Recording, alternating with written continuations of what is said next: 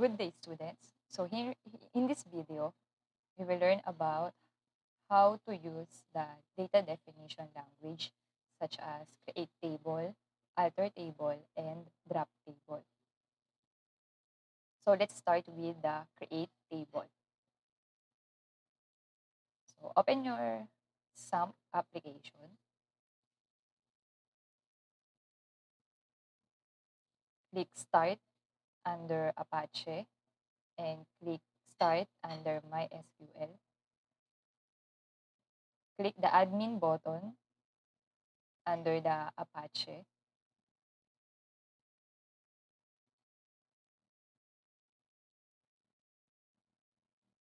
Click PHP My Admin tab or just type localhost php my admin to the address bar. Okay, so the first thing we need to do is to create a database. So on the left pane, okay, click new, okay, and you will see the create database label, okay.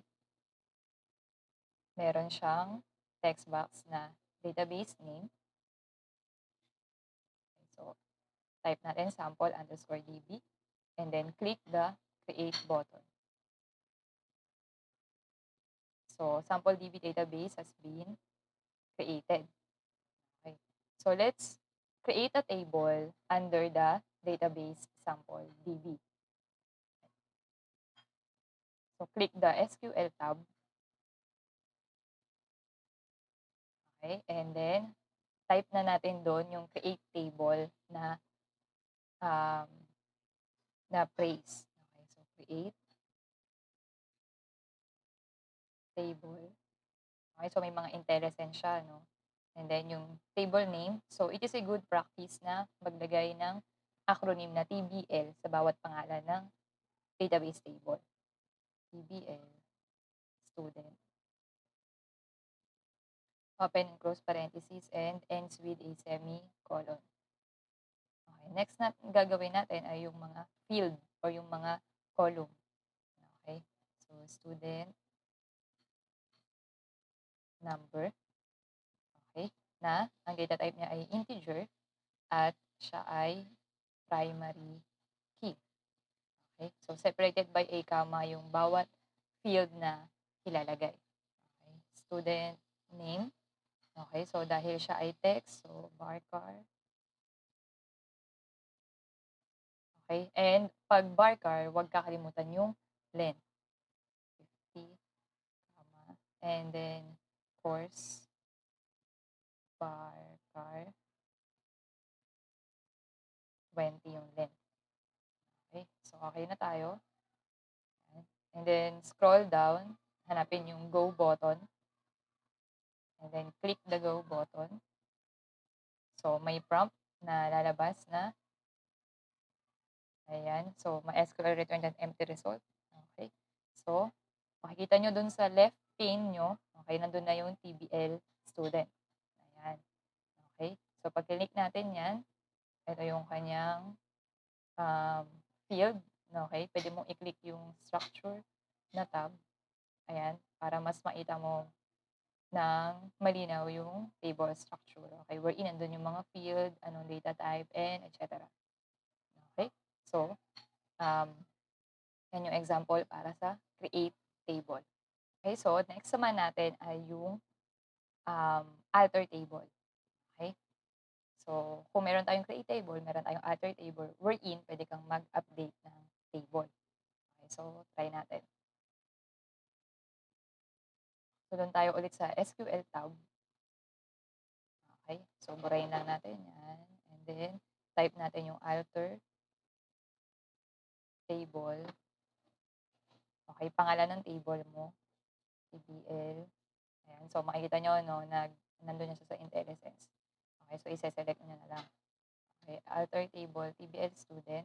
Okay, tapos kung ano yung gusto mong gawin, so kunwari mag-add tayo ng column, add column, okay, section. Tapos yung kanyang data type.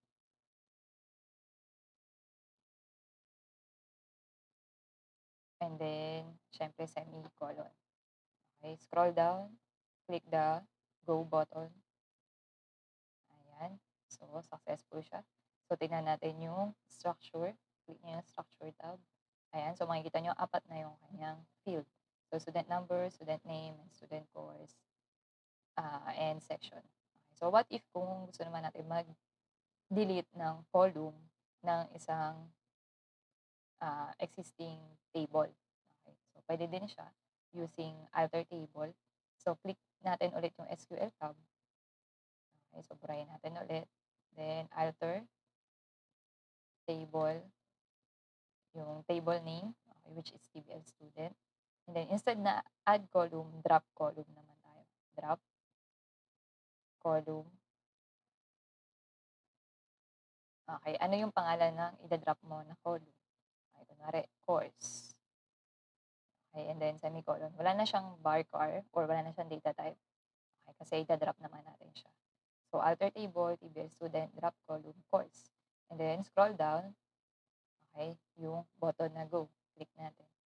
Okay, so meron siyang prompt na, do you really want to execute alter table, student, drop, column, course? Okay, so syempre kasi, ano yan, standard yan na pag magdi-delete tayo ng mga data or kung ano man i-delete natin, laging may prompt. Okay, so talagang lalabas yan. Click natin yung okay. And then, click natin yung structure tab. Ayan, so wala na yung field na or yung column na course.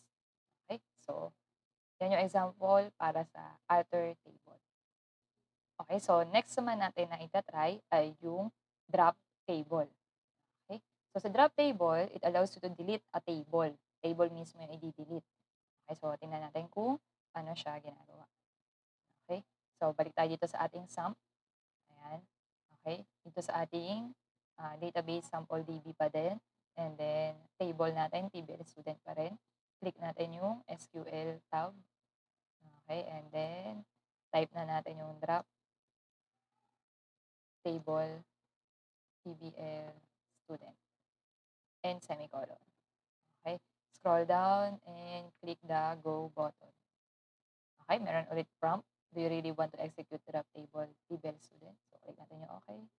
And then, makikita natin, sa left pane, underneath sample DB, wala na tayong table student. So, kahit i-click natin tong link sa taas, okay, wala na tayong table. Okay?